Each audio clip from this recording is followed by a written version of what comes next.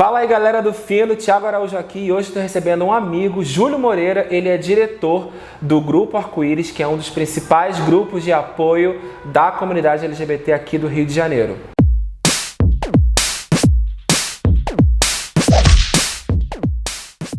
Júlio, obrigado por estar aqui com a gente hoje no estúdio do Fino. Conta pra gente um pouquinho, pra quem ainda não conhece, quem é o Grupo Arco-Íris? Obrigado, Thiago, pelo convite. Bom, o Grupo Arco-Íris é uma organização social que atua há 27 anos, né, no Rio de Janeiro, no Brasil e no mundo também, né? Porque a gente também tem vários bracinhos também intercruzando aí na militância mundial. O grupo ele surge em 93 e era um grupo de amigos, sabe? Os fundadores, que eram um casal à época, que era o Augusto Andrade e o Luiz Carlos Freitas, eles tinham ido a São Francisco e conhecer o bairro do Castro, que é o famoso bairro gay. E lá eles ficaram encantados em ver, por exemplo, que o pipoqueiro era gay, a atendente do supermercado era travesti, e aí eles acharam, poxa, que legal, por que a gente não pode ter isso nossa realidade no Rio de Janeiro? Eles voltaram para cá e começaram a reunir amigos num apartamento na Tijuca, só que as reuniões começaram a encher, aí tiveram que montar uma organização, né? E aí começaram a fazer trabalhos tanto no ponto de promoção da autoestima da comunidade LGBT, porque era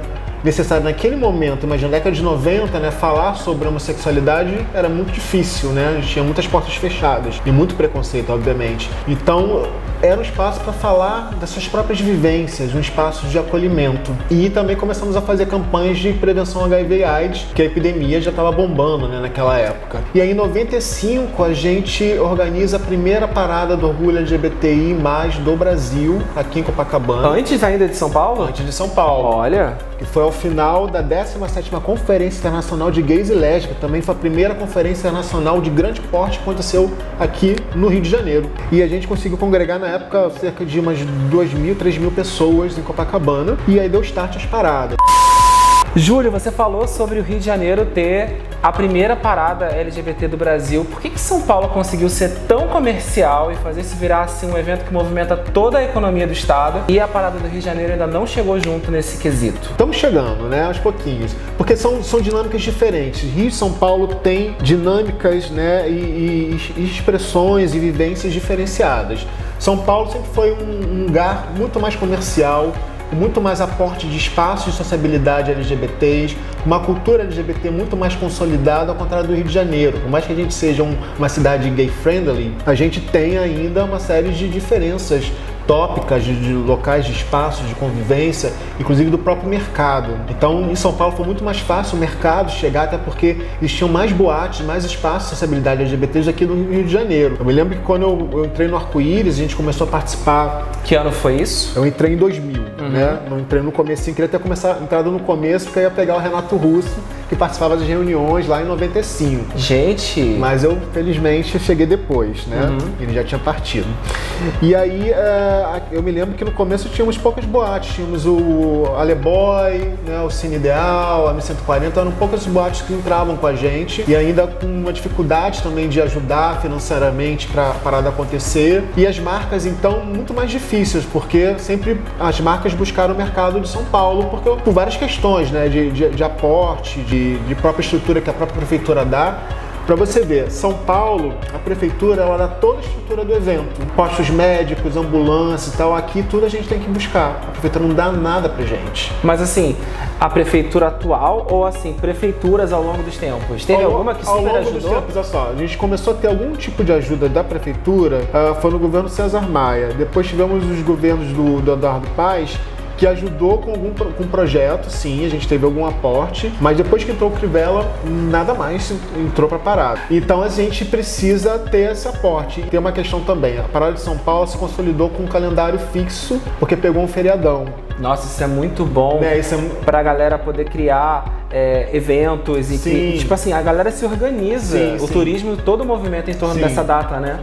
E aqui a gente barrou com várias questões. A primeira é que pra gente o primeiro semestre já não dá mais, porque geralmente fica muito próximo do carnaval para a questão de captação de recurso, e a outra é que, por exemplo, as grandes empresas já investem em São Paulo, então elas já por exemplo, elas têm um budget, né, que é o orçamento anual, então elas dividem em 2 semestres para não investir em uma coisa só, num só. Esse ano a parada LGBT de São Paulo já se pronunciou e foi cancelada. Você acha que a do Rio está seguindo o mesmo caminho? Sim, vamos seguir o mesmo caminho, porque realmente não tem condições por causa da pandemia, e setembro já está chegando, né, essa parada seria agora, então obviamente a gente não vai ter parada esse ano, a gente deve fazer uma live, alguma coisa simbólica para marcar a data, mas reunindo forças e energias para que ano que vem a gente venha com tudo bombando.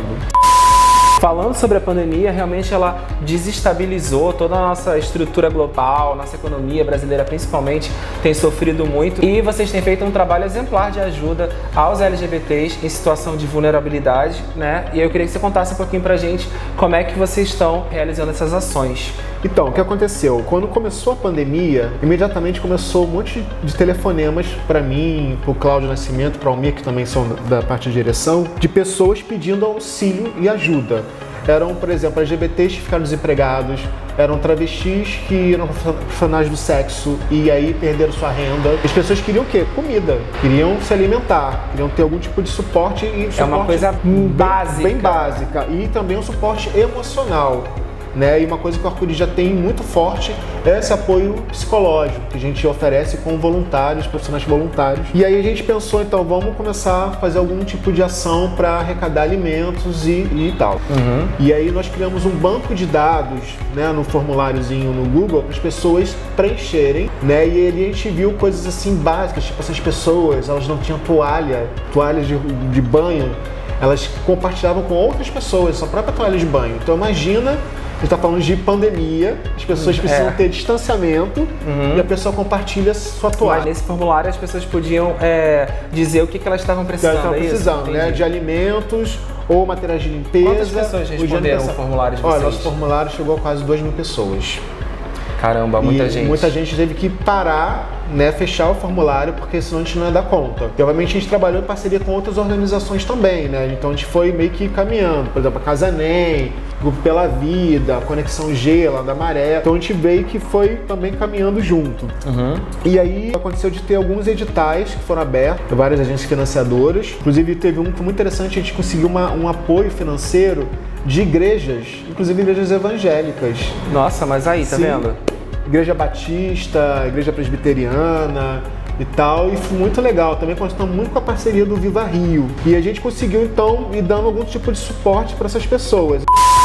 Então, por exemplo, se a pessoa quer contribuir com o Grupo Arco-Íris e não sabe como, então explica pra gente como que a gente pode contribuir. Então, tem várias formas. Para a campanha do Corona, especificamente, nós temos um site que tem lá a conta doação do grupo, que as pessoas podem contribuir diretamente na nossa conta doação, e esse recurso vai para a compra de alimentos não perecíveis, materiais de limpeza e higiene pessoal e também materiais para confecção de máscaras, que também a gente vem confeccionando máscaras que a gente está doando junto com os kits.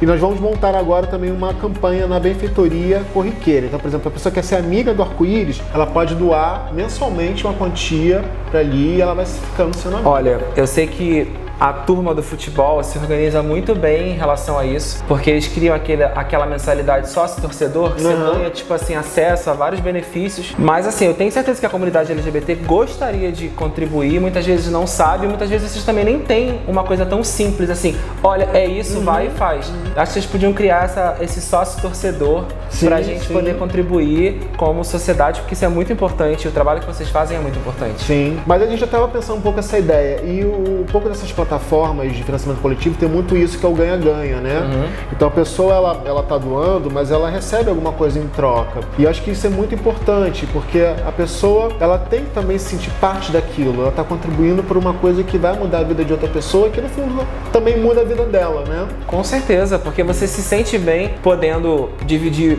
Às vezes você não tem muito, mas você quer dividir porque você sabe que, tipo assim, o pouco que você tem é muito para outra pessoa, né? Então é importante você facilitar a forma que a pessoa pode contribuir. Porque tem muita gente que às vezes não sabe como ajudar no sentido assim de meter a mão na massa, mas assim, uma contribuição financeira faz muita diferença para vocês. Com certeza. E uma coisa interessante, Thiago, por exemplo, essa coisa do Covid, por toda a tristeza, tudo de ruim que veio, pra gente foi muito bom que a gente conseguiu ter um contato maior com a nossa própria comunidade. Nós descobrimos, por exemplo, repúblicas de travestis que a gente não conhecia, que estavam assim, em comunidades carentes. Nós conhecemos uma comunidade no Caju, Sul que tinha travesti anã. Profissional de sexo anã, que você nunca teve contato, você não sabia que existia, que está ali em processo de vulnerabilidade, que precisa ter um apoio, precisa ter uma mensagem de carinho, de acolhimento mesmo. Muitas vezes essas pessoas não têm nenhum apoio familiar mesmo, né? Não tem, são expulsas de casa ou vieram de longe, porque também tem essa coisa também do tráfico de pessoas, né? As pessoas migram, vêm para cá, para o Rio de Janeiro, para tentar uma vida melhor e acontece todos os problemas. Então, Júlia, esse trabalho de vocês é muito importante para a nossa cidade. Eu sei que vocês são protagonistas nessa cena e influenciam também muita gente fora do Rio, no Brasil, no mundo e tudo mais. A gente agradece que você veio aqui na redação do Fino, no nosso estúdio. E muita coisa a gente vai começar a bolar a partir de agora. A gente quer ser super parceiro sempre que a gente puder. Com certeza, a gente tem várias pautas pro Fino. A gente tem várias coisas pra gente construir juntos, com certeza, parceiros. Valeu!